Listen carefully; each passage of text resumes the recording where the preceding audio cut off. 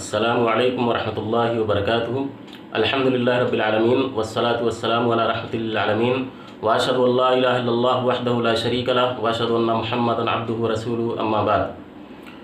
नाज़रीन, पिछले वीडियो में हमने सूरतुल बलद की 10 आयत का तर्जुमा पढ़ा था। इस वीडियो में इंशाअल्लाह हम बाकी आयत का तर्जुमा पढ़ेंगे।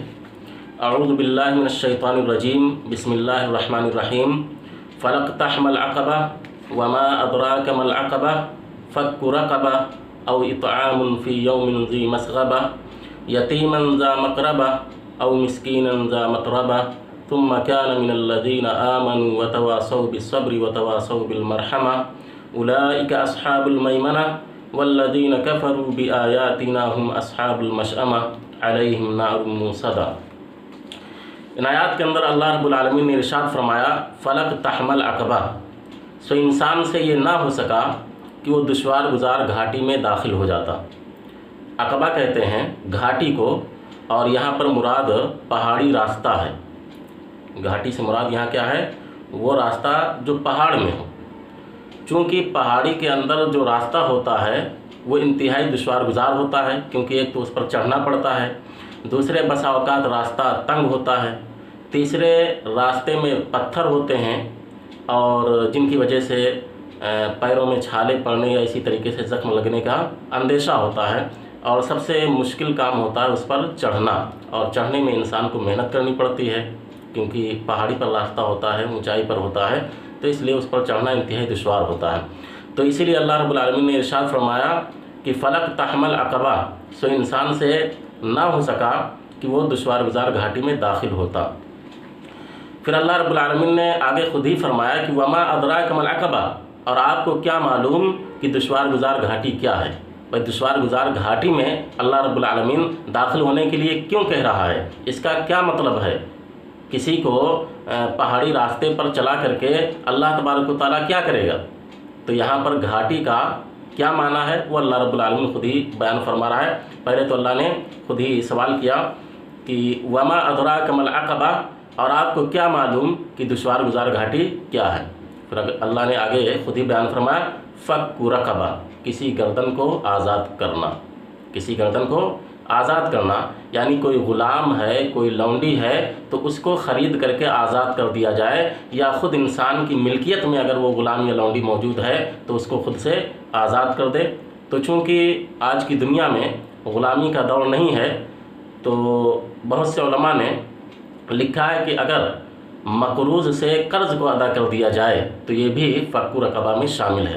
यानी कोई आदमी है, कर्ज़दार है, गरीब है, वो अपना कर्ज़ अदा नहीं कर पा रहा है, तो कोई मालदार शख्स जिसके पास पैसा है वो उस गरीब की तरफ से कर्ज़ को अदा कर दे, ताकि वो गरीब शख्स, वो मक़रूज़ शख्स कर्ज़ से छुटकारा पा जाए और कर्ज़ में उसकी गर्दन जो फंसी हुई है वो कर्ज़ से उसकी गर्दन आज़ाद हो जाए।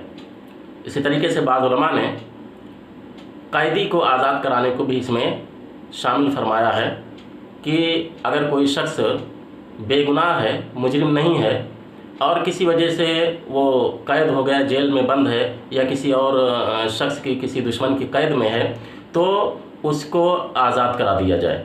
उसको ख़रीद करके या किसी भी तरीके से कोशिश करके उसको आज़ाद कर दिया जाए, तो ये भी फ़क्कु रक़बा में दाखिल है। फिर आगे अल्लाह ने फरमाया, औ इत्आमुन फ़ी यौमिन ज़ी मस्ग़बा, या किसी भूख वाले दिन खाना खिलाना। ज़ी मस्ग़बा के माने भूख वाला, तो भूख वाले दिन में खाना खिलाना यानी उस वक्त जब लोग कहत साली के शिकार हों, ग़िज़ा की काफ़ी किल्लत हो, लोग खाने के मोहताज हों, खाने की ज़रूरतमंद हों, ऐसे वक्त में खाना खिलाना। किसको खाना खिलाना? यतीमन ज़ा मक़रबा, किसी रिश्तेदार यतीम को, किसी रिश्तेदार यतीम को। ज़ा मक़रबा के माने रिश्तेदार, तो किसी रिश्तेदार यतीम को। तो यतीम की किफ़ालत करना वैसे भी इंतहाई सवाब का और फजीलत का काम है, लेकिन अगर यतीम रिश्तेदार भी हो तो उसके साथ नेकी करने की फजीलत और ज़्यादा बढ़ जाती है, क्योंकि ऐसी सूरत में दोहरा अज्र मिलता है। एक तो सदक़े का और दूसरा सिला रहमी का, रिश्तेदार के साथ हुस्न सलूक का। तो अल्लाह तबारक व तआला रिश्तेदारों के साथ حسن سلوک کرنے کا دوہرا اجر عطا فرماتا ہے اگر ان پر صدقہ کیا جائے، ان پر خیرات کیا جائے اور ان کی ضرورتوں کو پورا کیا جائے، تو ایک تو اللہ رب العالمین صدقے کا ثواب عطا فرماتا ہے اور دوسرے صلہ رحمی کا ثواب عطا فرماتا ہے۔ آگے فرمایا او مسکینا ذا متربہ، یا کسی خاکسار مسکین کو، ذا متربہ کا معنی ہوتا ہے مٹی والا، یعنی ایسا مسکین جس کے جو مٹی پر پڑا ہوا ہو، جس کے پاس کچھ نہ ہو، گھر بار تک نہ ہو، وہ بالکل فقر و فاقہ اور غربت کی وجہ سے مٹی پر پڑا ہوا ہو، یعنی انتہائی زیادہ مفلوق الحال مسکین ہو، تو اس کو کھانا کھلانا۔ تو او مسکینا ذا متربہ، یا کسی خاکسار مسکین کو۔ ثم كان من الذين آمنوا وتواصوا بالصبر وتواصوا بالمرحمہ، پھر وہ ہو ان لوگوں میں سے جو ایمان لائے اور ایک دوسرے کو صبر کی وصیت کی اور ایک دوسرے کے ساتھ رحم کرنے کی وصیت کی، یعنی ان کاموں کے انجام دینے کے ساتھ ساتھ وہ ان ایمان والوں میں سے بھی ہو کہ جو ایمان لاتے ہیں اور ایمان کے ساتھ ساتھ وہ صبر کی تلقین کرتے ہیں، یعنی مصائب اور مشکلات پر صبر کرنے کی تلقین کرتے ہیں، حق کی راہ میں چلنے پر جو مشکلات درپیش آتی ہیں ان مشکلات پر صبر کرنے کی ایک دوسرے کو تلقین کرتے ہیں، ایک دوسرے کی ہمت بندھاتے ہیں، ایک دوسرے کو ڈھال دیتے ہیں۔ وتواصوا بالمرحمہ، اور ایک دوسرے کو رحم کرنے کی تلقین کرتے ہیں، وصیت کرتے ہیں۔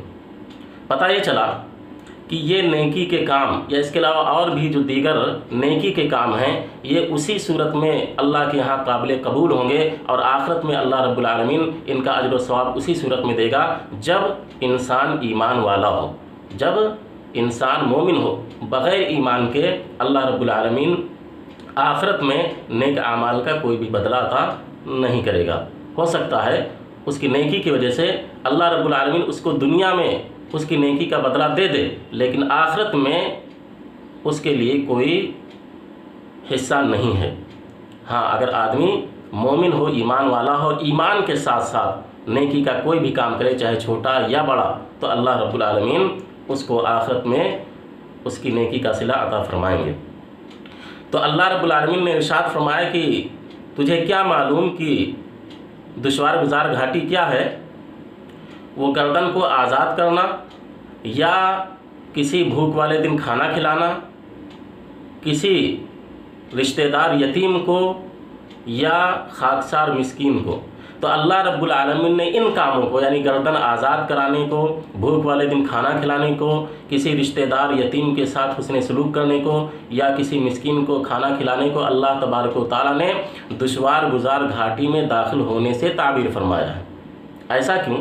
ایسا اس وجہ سے کہ جس طریقے سے دشوار گزار گھاٹی پر، پہاڑی راستے پر چلنے میں انسان کو دشواری پیش آتی ہے، انسان تھک جاتا ہے، انسان کو محنت کرنی پڑتی ہے، اسی طریقے سے ان خیر کے کاموں میں اپنے مال کو خرچ کرنا، اپنے مال کو خرچ کر کے کسی غلام کو آزاد کرانا، اپنے مال کو خرچ کر کے لوگوں کو کھانا کھلانا، مسکینوں کو کھانا کھلانا، یتیموں کی کفالت کرنا، یہ اپنے آپ میں ایک دشوار گزار کام ہوتا ہے، بڑا دشوار کام ہوتا ہے۔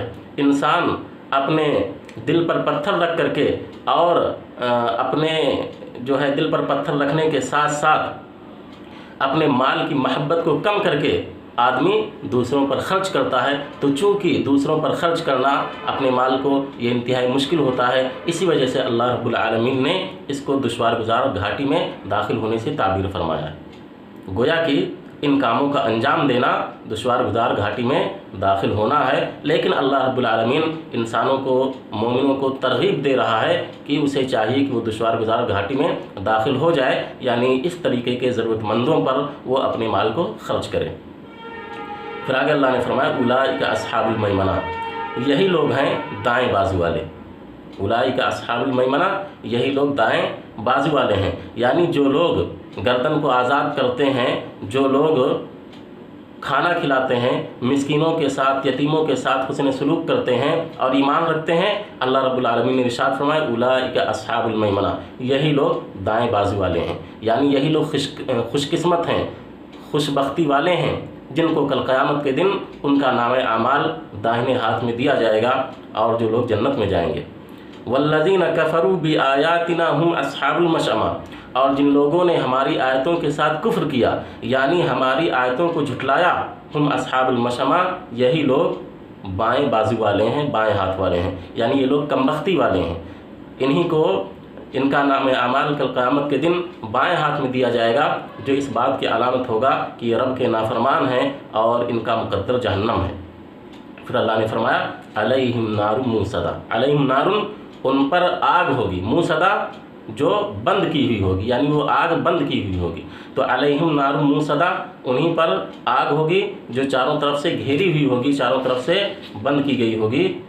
यानी इंसान को, ऐसे शख्स को आग में डाल दिया जाएगा और आग में डालकर चारों तरफ से बंद कर दिया जाएगा, ताकि आग की पूरी तपिश और हरारत उसको पहुँचे, और दूसरी बात ये कि वो कहीं भागकर जा भी ना सकें। तो अल्लाह तबारक व तआला ने इन आयात के अंदर नेकी के काम पर उभारा है कि इंसान को ऐसा करना चाहिए।